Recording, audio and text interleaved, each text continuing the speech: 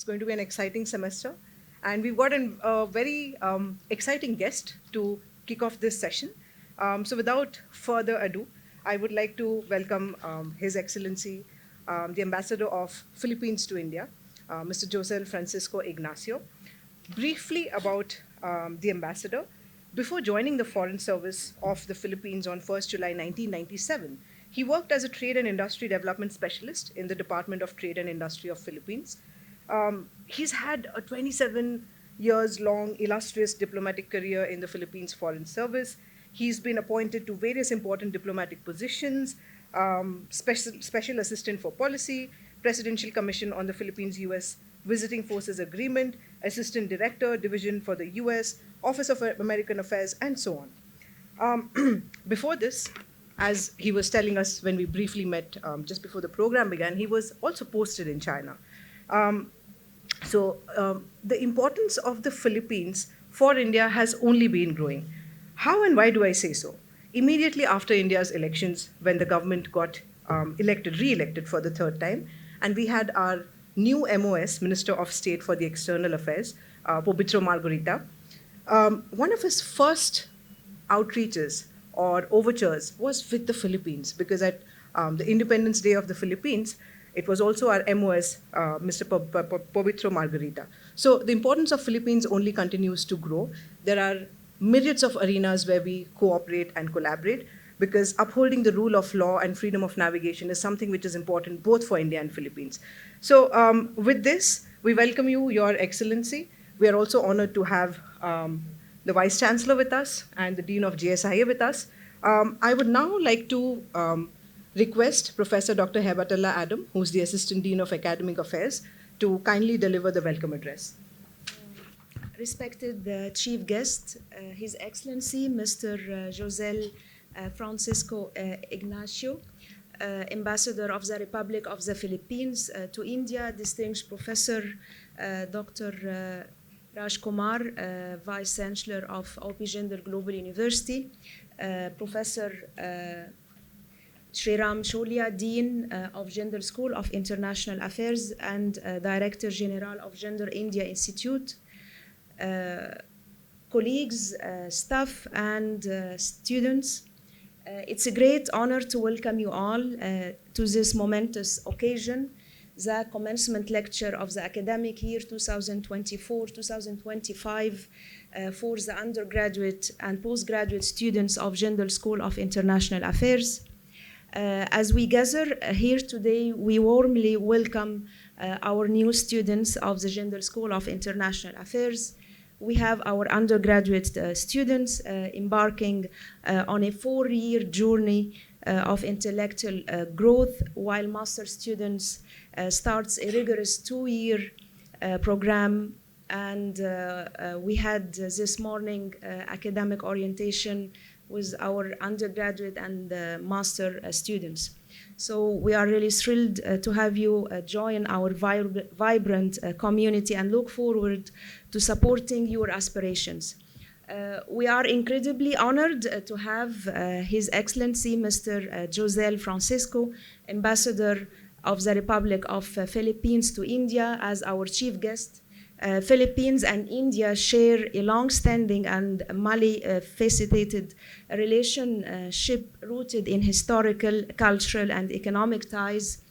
Your Excellency's presence underscores the significance of this bond and provides our students with a unique opportunity to gain insights into the dynamic interplay between the two nations. As we are a school of international affairs, so definitely understanding international relations complexities is crucial to the next generations of leaders. This commencement lecture serves as a platform to inspire our students to become global citizens who can strengthen India's presence on the international scene as an emergent global leader. Once again, a warm welcome to you all and to our chief guest, His Excellency Ambassador Mr. Josel Francisco. Thank you all. I would now like to request our Dean, Professor Dr. Sriram Cholia, to introduce JGU, JSIA, and the lecture theme. Welcome to Jindal, uh, I'm so happy to see you all. It's the first time you've arrived here, and for us, always the welcoming the freshers is a big moment, and you are all coming in with a lot of expectations. And I must say that this is the demand side of the education. From the supply side, meaning our faculty also, we have a lot of expectations from all of you. Uh, so we are all really looking forward to very, very productive and enlightening 2 or 4 years, because the bachelor's is now 4 years in duration, the master's is 2 years, and I believe there are also some from the PhD cohort who are here. So the joke we have in academia is, bachelor's to PhD is from cradle to grave, right? So the PhD kills you at the end. Ask us, okay? But those of you who are coming in straight out of high school into the bachelor's degree, a special welcome to all our bachelor students. Bachelor students are the base of the pyramid and really the foundational strength of JGU. Unlike some institutions, we don't have the inverted pyramid where there are too many PhD and very few masters and no bachelor students at all.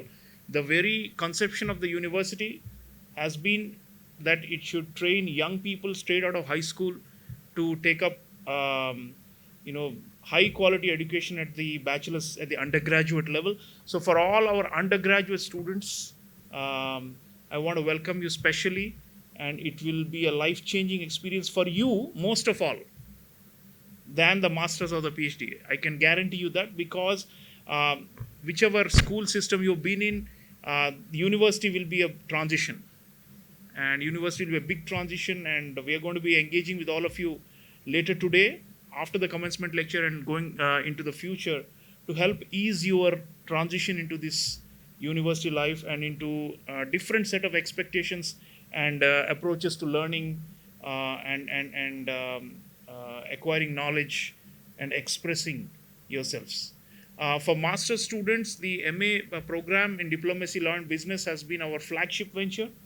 It started in 2011.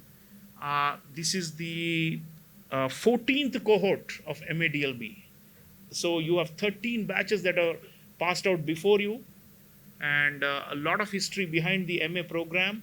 And it's been easily, I would say, the most successful interdisciplinary master's degree in international affairs that we have seen in India. And the kind of weightage we give to different subfields and disciplines makes the MADLB a very unique degree program. And I'm so happy to see a very large number of you who have once again enrolled in the master's degree. Let me mention the PhD as well. We have a small PhD cohort of just around 40, 45 or so students in the doctoral program. And the overall school numbers, of course, exceeds 700 now. And we continue to grow from a very modest and humble origin in 2011. So we are the, I think if I'm not wrong in numbers, still the third largest school in the university, but we have two giants ahead of us, which is the business school and the law school. So you will have thousands of law students and thousands of business students and a few hundred of international affairs. But there are schools which have lesser numbers than international affairs as well. So please familiarize yourselves with all the schools. The great thing about Jindal and about being in a university, especially for bachelor students, compared to being in a college, or let's say of a Delhi University or any of the other public universities, is that you can actually enroll in a lot of electives in other schools. So the kind of choices you have is just unimaginable. The number of electives we operate on a daily basis in this university, unthinkable. So what it does is it gives you a wide variety from which you can pick and then slowly start specializing. Master students already have in mind what they want to do. Bachelors, you need to acquire a lot of knowledge about different issue areas, including in our school, but also not limited to our school. So you have 11 other schools, just imagine, from which to choose from. 11. And offering dozens and dozens of electives that might be of interest to you. And we are opening up electives to first year students more and more. In the previous years, it used to be that it was not that accessible. You had to do a lot of core courses and prerequisites before electives began. But now it's a different approach we are taking to knowledge acquisition and learning, as I said. And you're really, I think, fortunate, I believe, that you are here in Jindal at this time when it's expanding like this, when its reputation is at an all-time high. And I can tell you, friends, when we launched the degree programs in international affairs 13 years ago, the ones who first came in, the pioneers in the first batch of MA DLB, I remember they used to believe that they had taken a risk, a personal risk, a financial risk, and a reputational risk to just be here, because it was all on the basis of word of mouth, and a few people had known about our professors and about the founders of the institution, and so they thought, okay, we'll try it out. Now it's a fully established institution running for 15 years, and with thousands of alumni. We have a convocation ceremony coming up in a few days on the 7th of August, where your seniors are passing out. So you are entering the institution when you have a huge cushion of a reputation and institutional resources, the study abroad opportunities, the career support opportunities, and a large faculty base. I'm actually fortunate to be one of the founding faculty members of the university, not just of the school. And we were hardly 12 people and about 100 students when Professor Rajkumar conceived and helped create this university way back in 2009. So from there to here, it's a long journey, and the kind of alumni we have now and who are willing to offer support for our students is just unthinkable. So congratulations to all of you once again in person. We have been doing the pre-semester engagement with all of you for the last couple of months or so. But now that you're here in flesh and blood, walk around, get familiar with the place, make friends, not just among yourself, but across the university, and enjoy the university life. And of course, the good things come with a lot of pain. So the faculty are going to be subjecting you to a lot of readings, a lot of hard work, a lot of thinking. And but let me say that these kind of extraordinary distinguished lectures by scholars and practitioners of diplomacy, like His Excellency, the Ambassador of the Philippines, these are really going to be the most memorable ones that you'll carry throughout your lives. Because the classroom is one thing, but to learn from those who have really made a mark to represent their countries in the world of diplomacy, for us, for the students of international affairs and politics, nothing greater than to have a direct interface with them. And here in Jindal, you'll get a lot of those opportunities. So it's not just the bookish learning. There's so much more that is on offer here. We are starting day one with a bang with such an experienced and a seasoned diplomat like His Excellency, the Ambassador of the Philippines. So we are really fortunate that he has taken out time and has come this far and to engage with all of us. The locational advantage of Jindal is unbeatable because we are in the National Capital Region. So you will find as the classes begin, faculty members are actually will take you in small groups to visit so many embassies and high commissions and international organizations and institutions across the NCR. Nowhere else in the country can you get this kind of experience, right?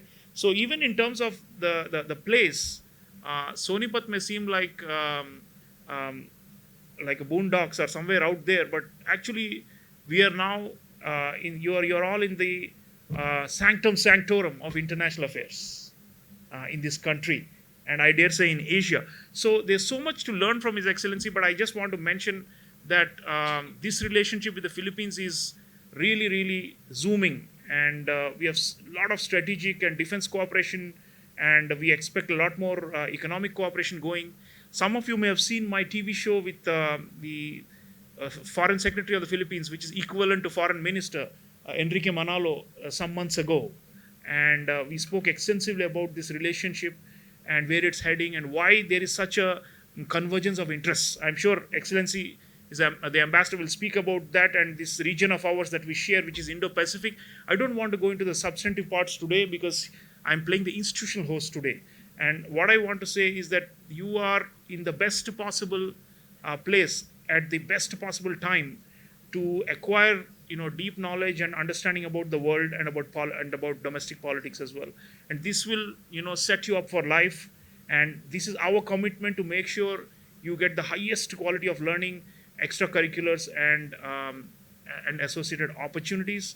So please don't hesitate to reach out to us, and I'll be engaging with all of you in many other formats. But once again, welcome to Jindal, and let the journey begin. Thank you so much. I would now request our Vice Chancellor, Professor Dr. C. Rajkumar, to deliver the keynote address. Very good afternoon to all of you, and congratulations to the incoming batch of 2024 of the Jindal School of International Affairs, the undergraduate students, the postgraduate students, the masters, and the students who are pursuing a doctoral program. It's an absolute delight for us at OP Jindal Global University to welcome all of you to this amazing community. I still vividly remember 2011 when the Jindal School of International Affairs began in a very modest manner with the Masters in Diplomacy, Law and Business program. And it was part of an early evolution of the university itself. And the university itself began in 2009 with just 100 students, almost all of them from India, 10 full-time faculty members, all of them from India, and 20 administrative staff, and literally 4 classrooms and nothing else, accommodation for these 100 students. But 15 years later, you are part of a community which has 13,000 plus students from over 105 countries, 1,200 faculty members from 51 plus countries, and nearly 3,000 plus administrative staff in a 102-acre campus, which essentially is also a fully residential campus. So we have come a long way. And you have been part of this journey as students. But I want to take this moment to congratulate the Jindal School of International Affairs and its Dean, Professor Dr. Sriram Chaulia, and his outstanding set of faculty members who have made immense contributions to the development of this school and the various programs. It's one of the most innovative schools of the university. It has been able to reimagine, international studies, not just in India, but around the world. Every program that we started is unique at a time when international relations had an ideological bent towards its studies and pursued by other universities, at a time when an overwhelming focus was purely on international relations. The Jindal School of International Affairs launched the Masters in Diplomacy, Law and Business, modeled on the lines of the Fletcher School's Masters in Diplomacy and Law.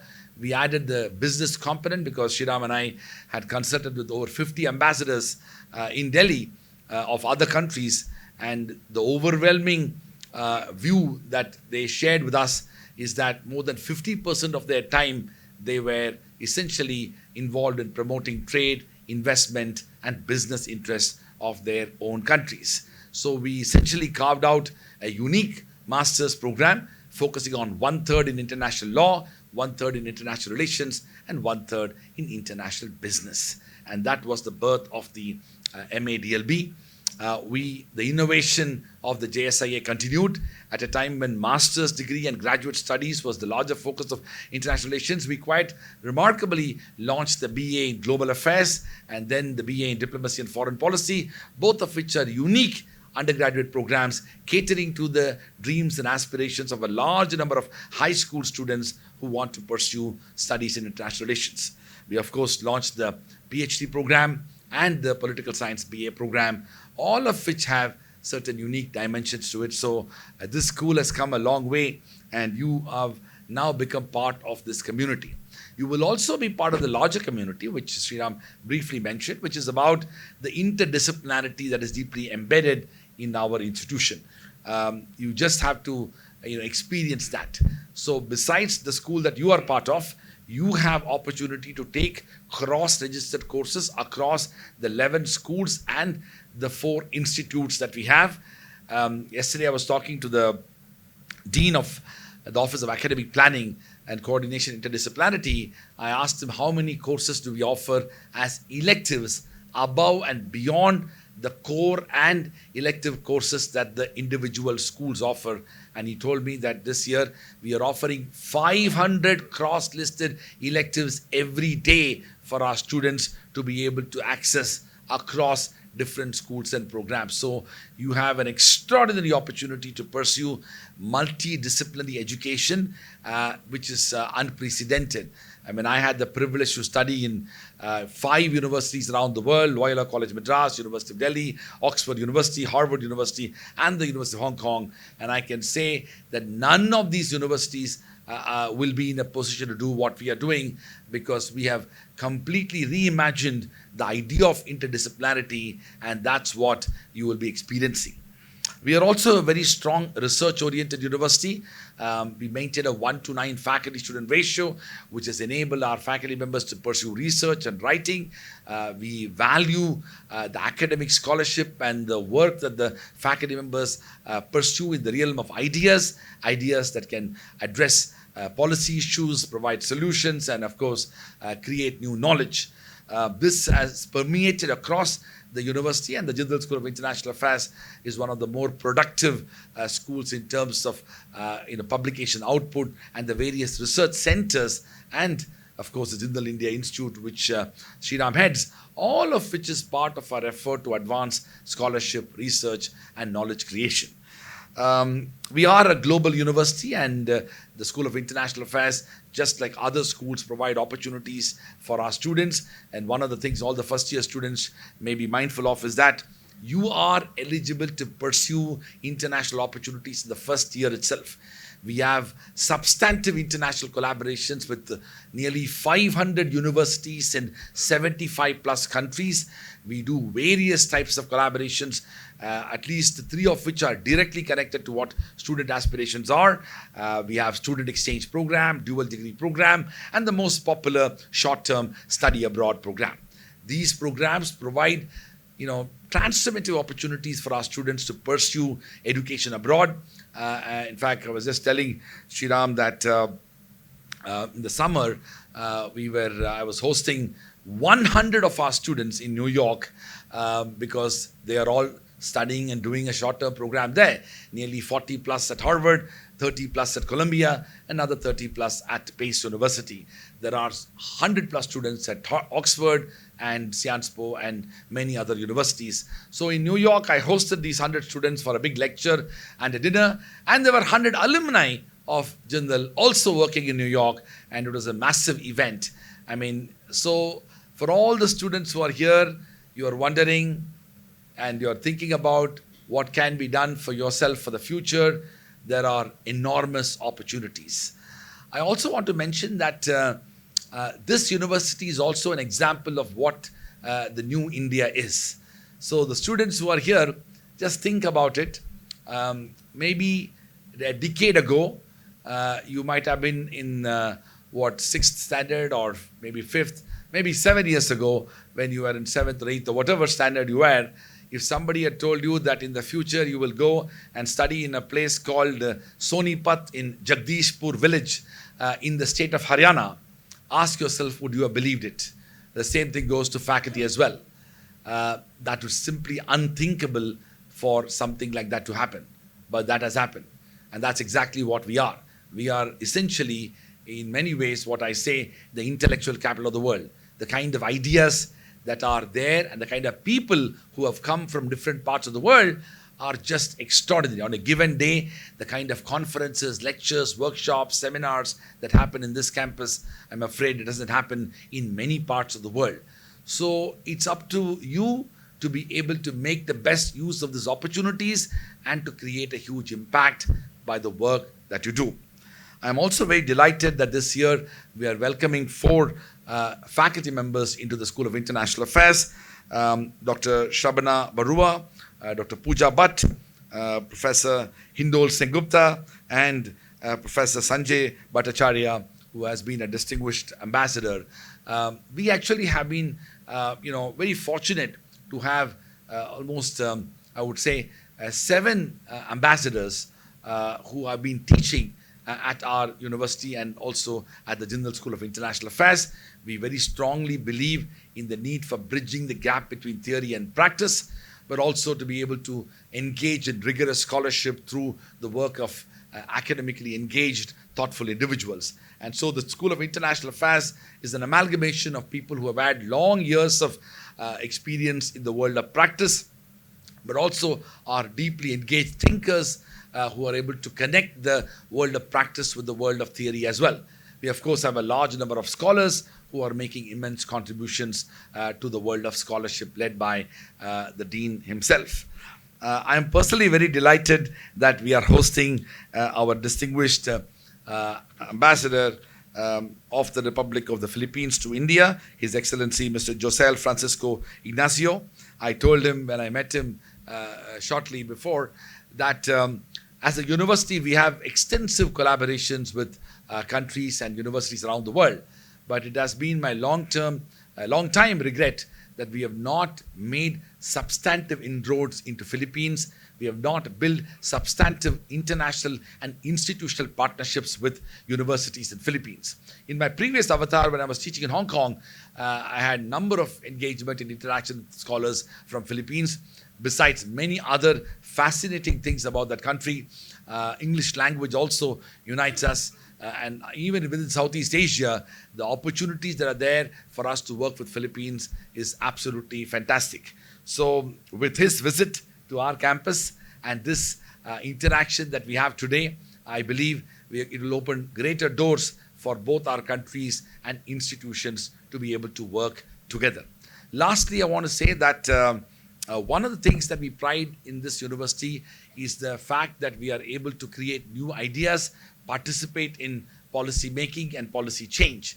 And as young people who are part of the Jindal School of International Affairs, I sincerely hope that you are able to come up with radical ideas at times which could be dismissed, that it may not be practical or pragmatic, but you should aim to think and dream about the future. There are so many things that have happened in the world. When those ideas were shared, they were dismissed as well.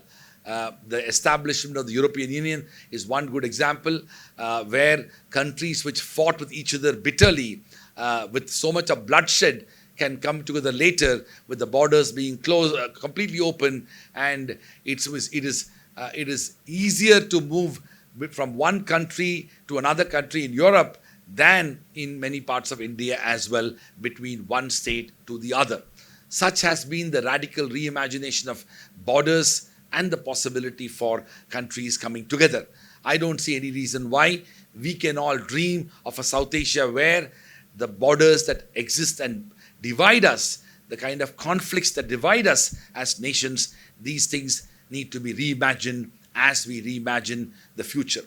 We should move beyond the burden of history, and there is no better place than an educational institution such as the Jindal School of International Affairs and OP Jindal Global University for such ideas.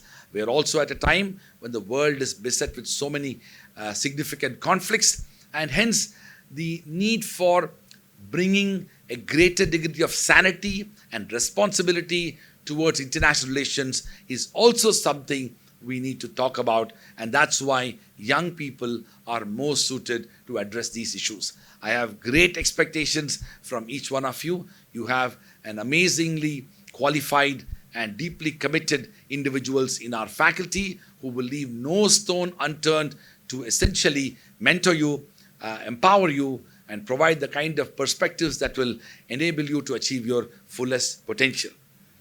In closing, I should say that today is the first day of the new academic year.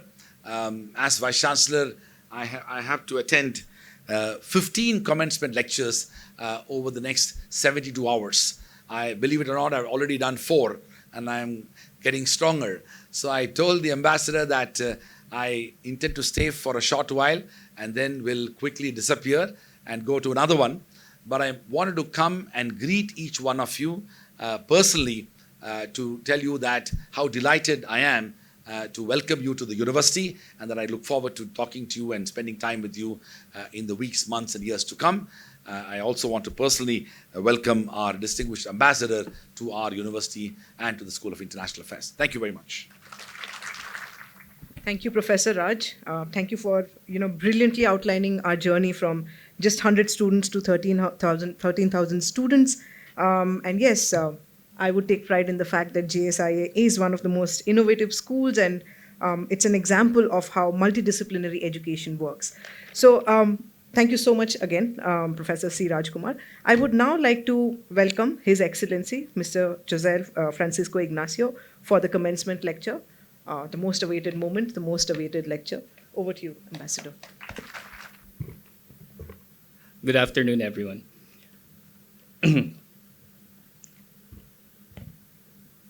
Vice Chancellor Kumar, Dean Chaulia, Assistant Dean Adam, Professor Patak, Professor Patnaik, good afternoon, and good afternoon, cohorts. Vice Chancellor talked a few seconds ago about whether you could have imagined yourself being here in Jindal a few years ago.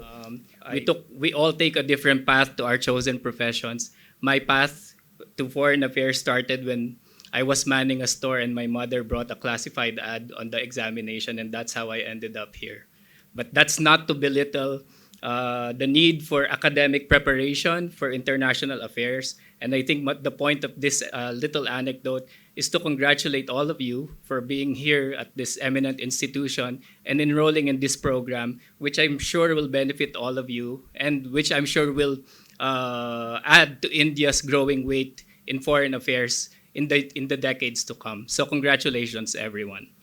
Well, first, the greetings, namaskar. As we say in the Philippines, magandang hapon or good afternoon. It's a great delight for me, truly a privilege to be with you all today. So profound thanks to Vice Chancellor once again for his invitation on behalf of this premier institution. That India has been, and now even more so, an important player on the global stage is undeniable.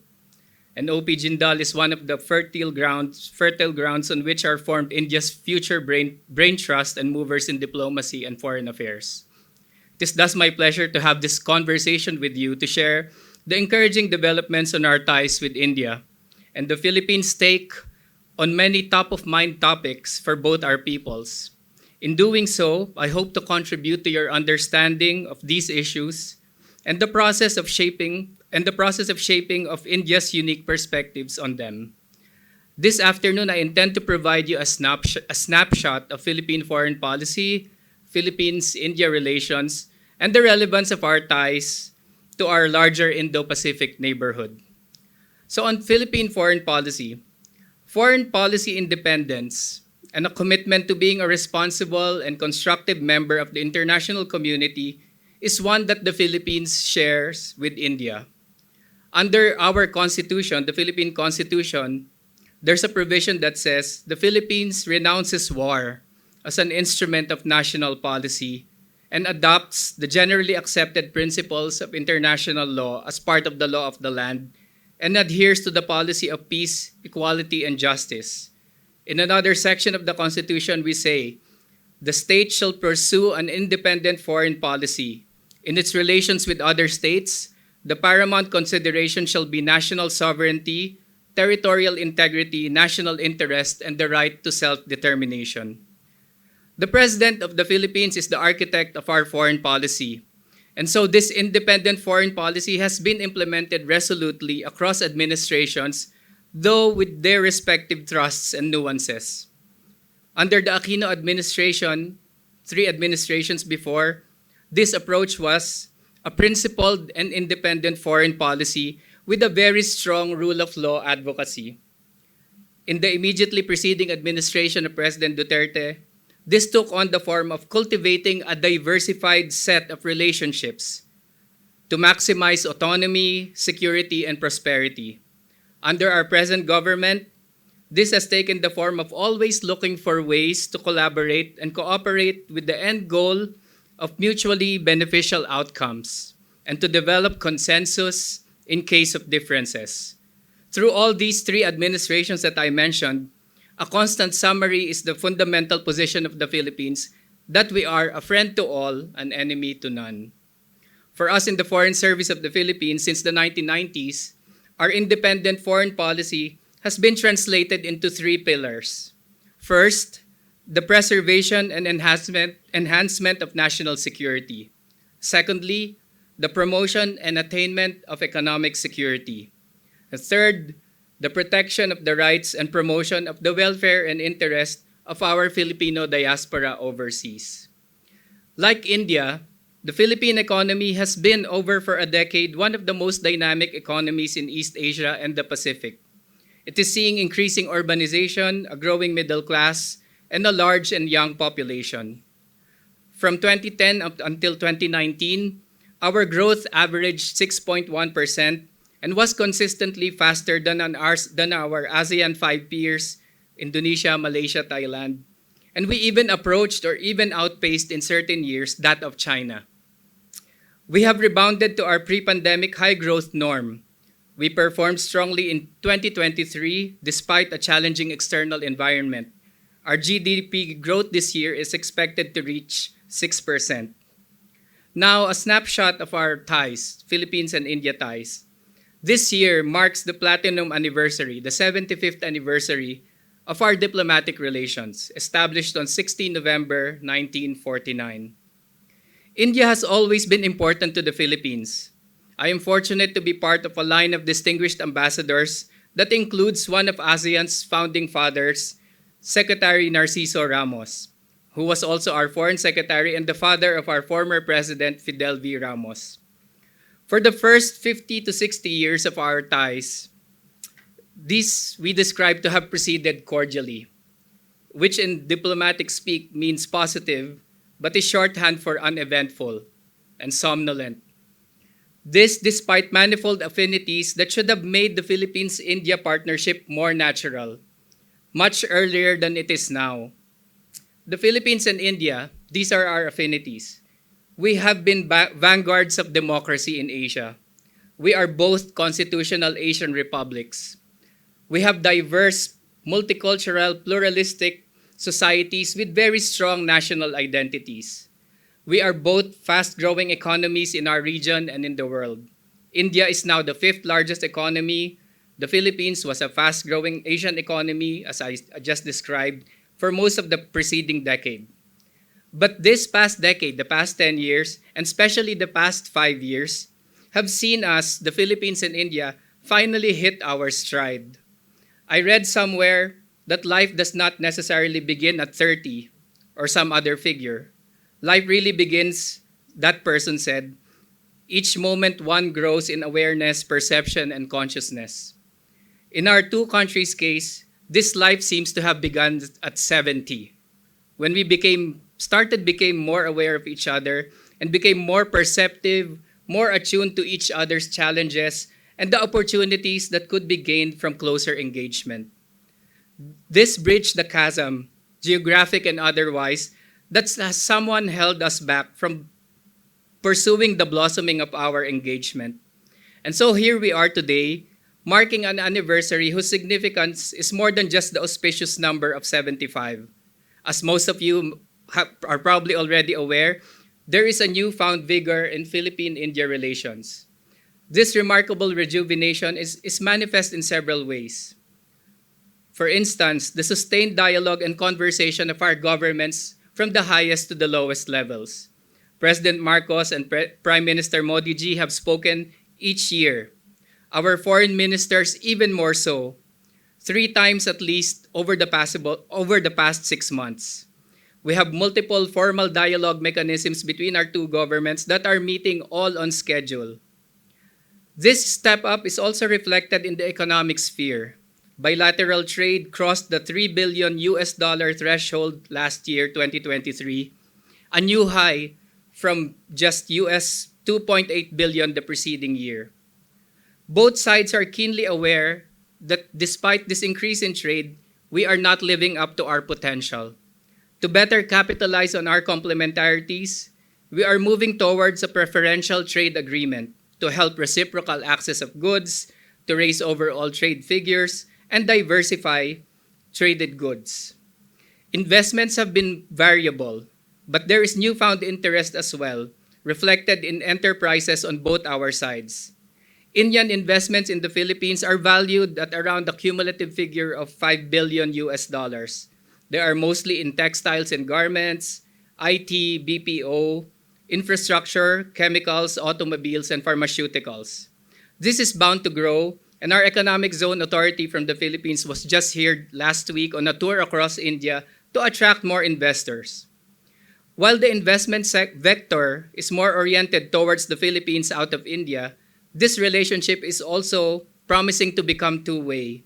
I have received over the past 6 months several Philippine companies calling on me who are taking concrete steps to become players in the big Indian market as well, whether via trade, via product presence, via franchising, and even investments. Certainly, cultural and people-to-people relations have been the beating heart and foundation of the Philippines-India relationship, predating diplomatic relations and extending back over a millennium. We are proud of our community of talented Filipinos who have made India their second home. In the Philippines, we have several thousands of Indians who are there for education because they have family there, for tourism, and you should discover it by and by, and also business. We anticipate major increases in travel and tourism in the coming months as we recover air connectivity with direct flights sometime this year.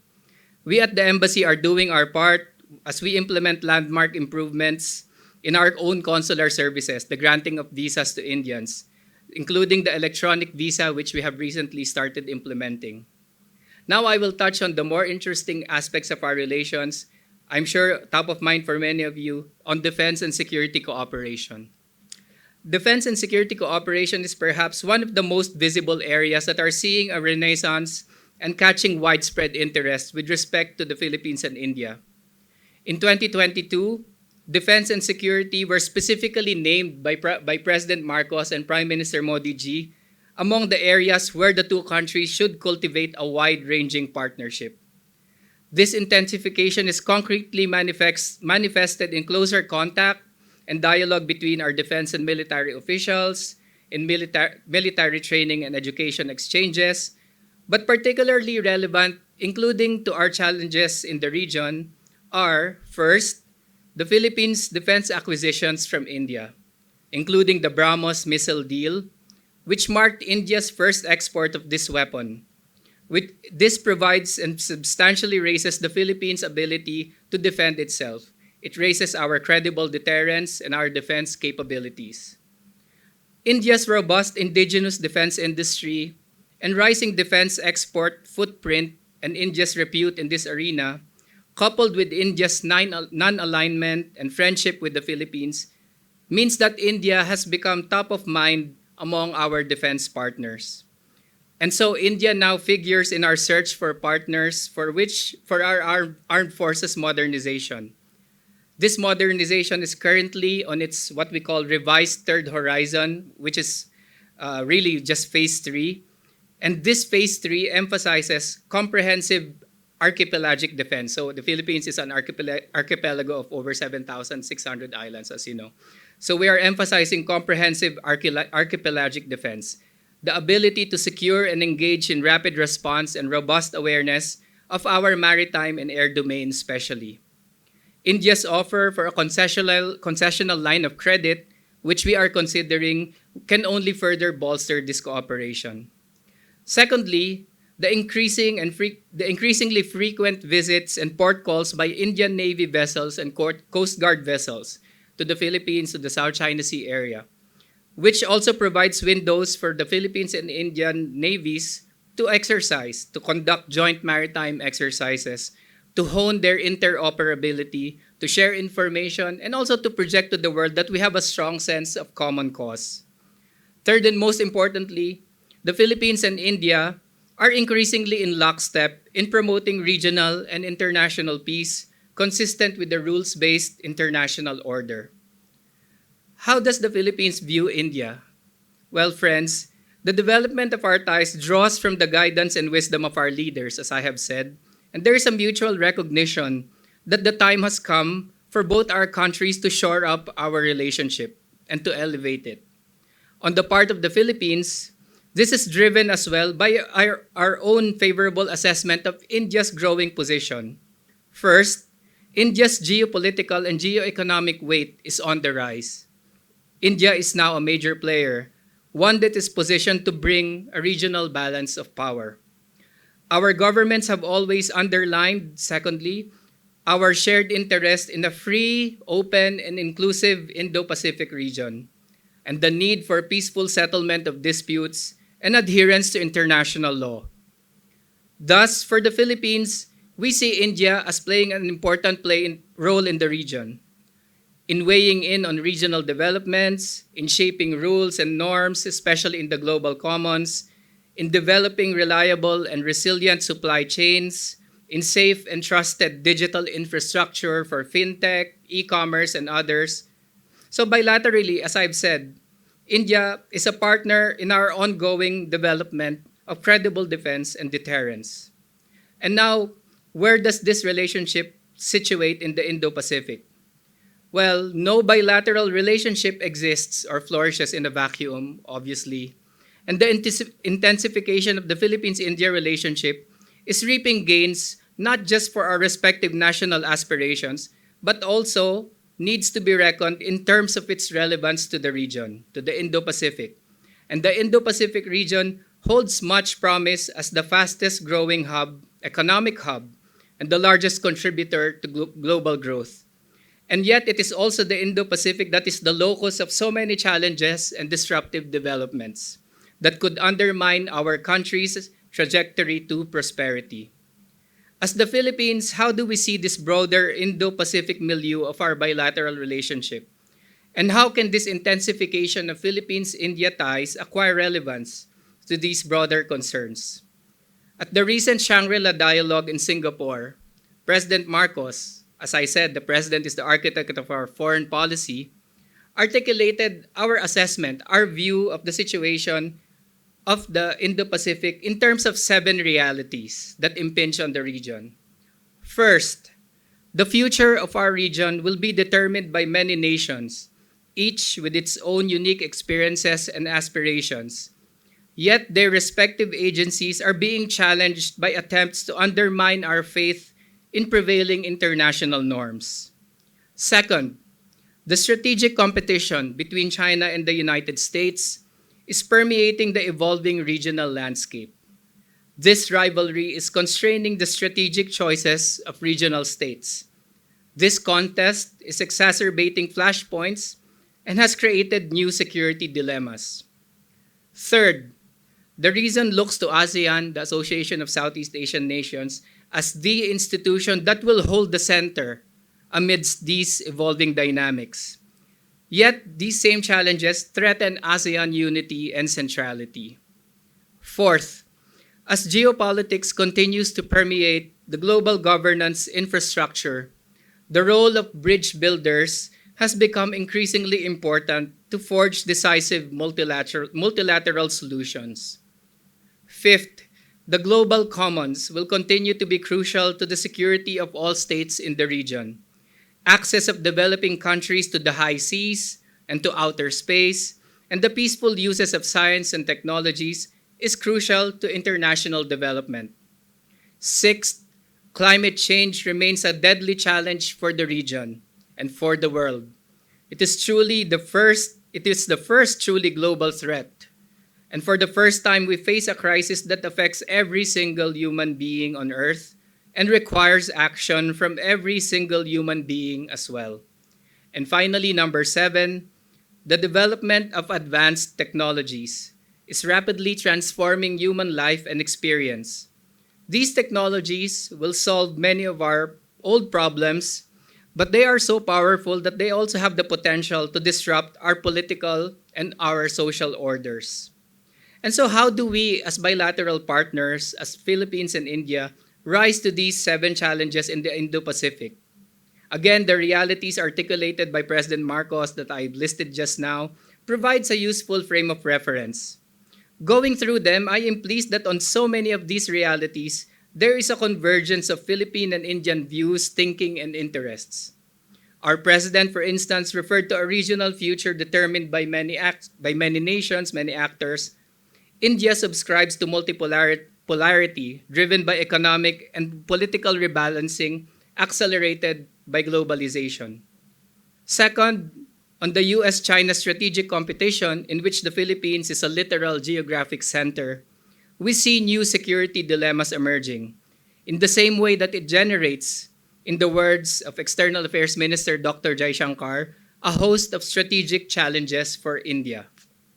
Third, the region looks to ASEAN to hold the center, and we are pleased that India has consistently reiterated and manifested its commitment to uphold ASEAN unity and centrality through its Act East policy, most recently articulated just last week in Vientiane in Lao PDR, with External Affairs Minister Dr. Jaishankar's participation in the ASEAN ministerial meetings and post-ministerial conferences. I take the opportunity to mention that the Philippines also formally assumed last week the role of coordinator for the ASEAN-India relationship, for the ASEAN-India Comprehensive Strategic Partnership. We are honored as the Philippines to be playing a crucial role in facilitating India's avowed desire to deepen engagement with ASEAN, and we will play this role for the next 3 years. Fourth, on the reality and the need for bridge building as crucial to forging decisive multilateral solutions. The Philippines and India are staunch advocates for inclusive multilateralism. We would like to see multilateralism evolve, and as the Philippines, we appreciate India's strong moves towards even a reformed multilateral system that promotes inclusivity, transparency, and accountability.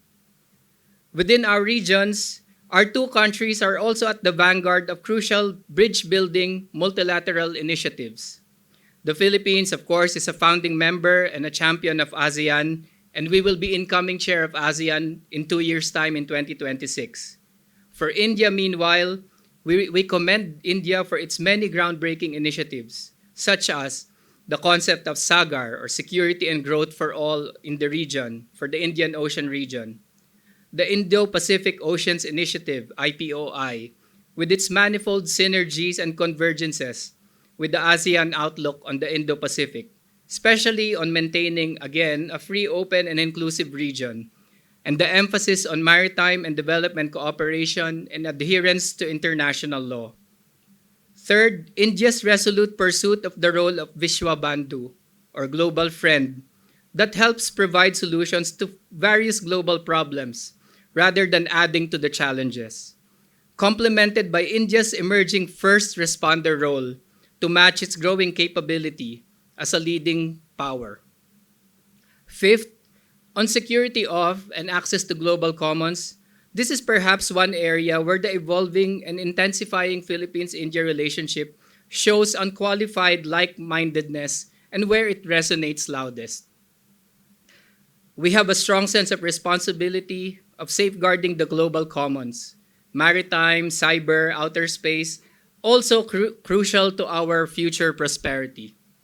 Again, we go back to our common interest in a free and open Indo-Pacific, recognizing that developments in the Indian Ocean region or in the South China Sea will inevitably ripple into the opposite sides of the larger Indo-Pacific. This is most evident in our role in batting for and even shaping rules and norms. On the part of the Philippines, a major contribution in this regard lies in the 2016 award in the South China Sea arbitration, which is an important contribution to international law and how the UNCLOS is interpreted and applied. This arbitral ruling, and I encourage you to read on it, definitively settled the status of historic rights and maritime entitlements in the West Philippine Sea, or in the South China Sea, by declaring to be without legal effect claims that exceed geographic and substantial limits of maritime entitlements under the UNCLOS. This ruling definitively clarified the interpretation and application of key UNCLOS provisions. For instance, the regime of islands and what it means, the legal status of various features, what is the status of a rock, what is the status of low tide elevation, what are the entitlements of islands, what are islands even. So this arbitral ruling is very instructive, relative to disputes in the South China Sea, but we dare say even beyond. I take this opportunity to welcome yet again the government of India's very clear stance on the arbitral award since June last year. We cannot emphasize enough the importance of this act, given that India is rising as a responsible regional player and power. It adds to the voice of many other powers who have already come out in support of the arbitral award. Moving on to the sixth reality mentioned by our president, climate change as the first truly global threat. Both our countries are extremely vulnerable to climate change and their extreme consequences. The severe floods these past weeks in Manila, in central Luzon in the Philippines, and just recently, a couple of days ago, the devastating floods and landslides in Kerala are exclamation marks that affirm the gravity of the climate change situation. And yet both our countries are moving in lockstep happily on this front. A global threat deserves a global response, and our cooperation is manifest in our own bilateral commitment to work together in the United Nations and other multilateral organizations on climate change and sustainable development. In the context of the UN Framework Convention on Climate Change, UNFCCC, and the COP, the Philippines and India have prodded existing institutions to adapt to become more effective in addressing climate change and environmental sustainability. More crucially, we have both been at the spearhead of catalyzing, articulating, and gaining ground for the developing world's particular challenges and positions in climate change negotiations. Both our countries have worked to have the developing world act on their responsibilities, especially in terms of providing financial and technological support. I am pleased to share with you that earlier this month, in fact, the Philippines has been selected to host the board of the Fund for Responding to Loss and Damage. This is the funding mechanism for assisting particularly vulnerable developing countries in responding to economic and non-economic loss and damages from extreme weather events, slow onset events, and other adverse impacts. India, of course, deserves commendation for its espousal of impactful initiatives in this area, such as the International Solar Alliance and the Coalition for Disaster Resilient Infrastructure, CDRI, to support global action on clean energy, build resilience, develop capacities, especially in developing countries. The LIFE approach, the Lifestyle for Environment, LIFE approach, takes solutions to the level of the individual and even of households. And finally, on the seventh reality, concerning the transformative power of advanced technologies, both the positive and the potentially disruptive, both the Philippines and India are dominant forces in IT services, software development, business process outsourcing, voice-based services. The Digital India Initiative is one that has relevance and application to the broader Indo-Pacific and the Global South, providing a template and example for improving ICT governance and policy making, expanding internet access, and emphasizing digital public service delivery. It is based on India's example and template that both our countries have identified cooperation opportunities in digital innovations as well. For now, this is moving forward with speed in the fintech sector, where we signed an MOU creating a joint working group on financial technology to set up the institutional framework for cooperation on the digitalization of payments and the direct benefit transfer using the national ID and financial inclusion, all good examples derived from India's experience. This initial intensification in fintech must venture into other areas: R&D, investments in new technologies, exchange of best practices and investments in life-saving pharmaceuticals, and even the peaceful uses of outer space. So dear friends, I hope that with this short presentation, I have been able to afford you an illuminating picture of intensified Philippines and India ties and their expanding scope and steadily strategic complexion. The coming months and years will see the Philippines-India relationship become even more wide-ranging, and I am confident to say and to tell you, prospectively elevated into a full-fledged bilateral partnership.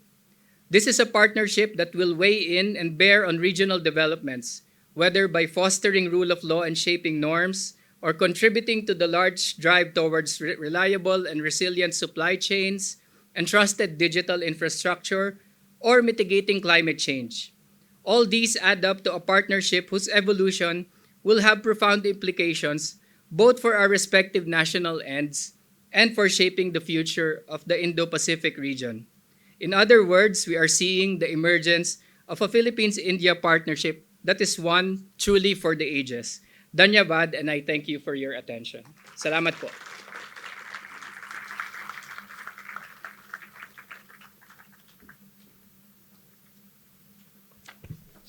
Thank you, Ambassador, for brilliantly outlining as to how India-Philippines relations have moved across various issues and time, and the sorts of compatibility that we have now, economically, culturally, people to people wise, between our leaders of the state, in our defense partnership, in fintech, in e-commerce, and so on. So thank you so much for that brilliant lecture. I would now like to request our registrar, Professor Dabhiru Sridhar Patnaik, to deliver the concluding remarks.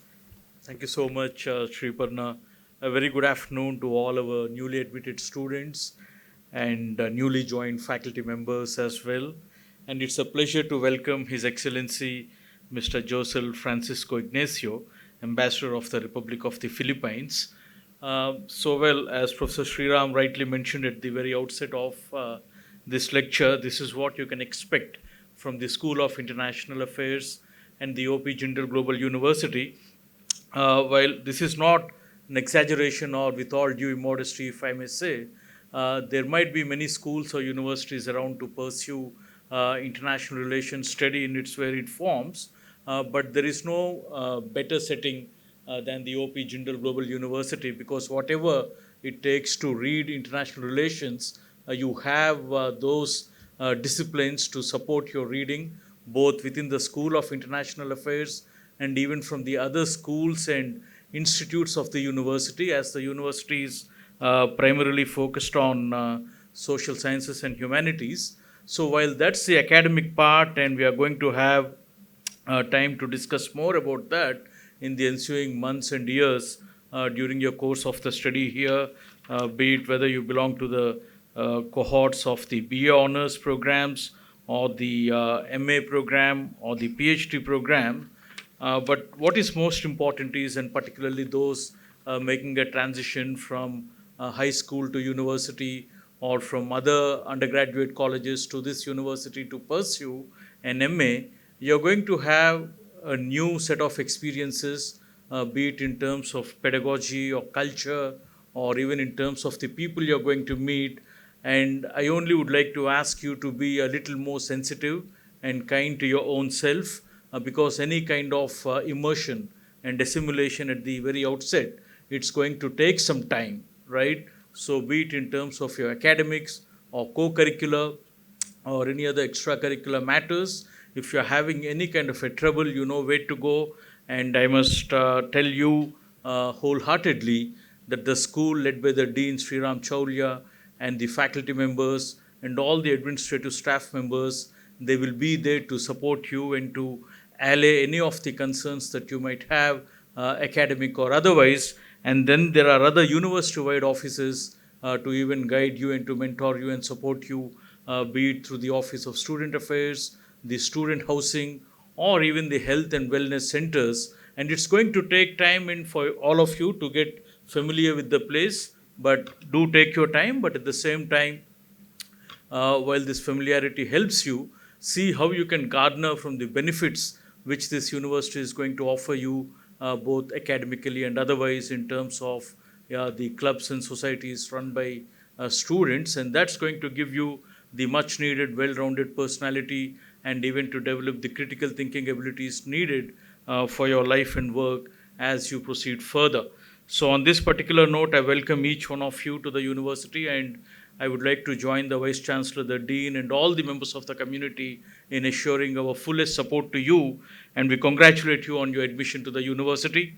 And I would be failing in my endeavors if I do not express my gratitude to His Excellency Ignacio for taking time out on a busy Monday to travel all the way to Delhi, from Delhi to Sonipat, and to spend some time with us. It is indeed so very inspiring, Your Excellency, and we will continue to keep in touch. We have started engaging with universities in the Philippines, but it's just the beginning, and we will do more, and we look forward to working with you and your nation. Thank you so much, and thank you all.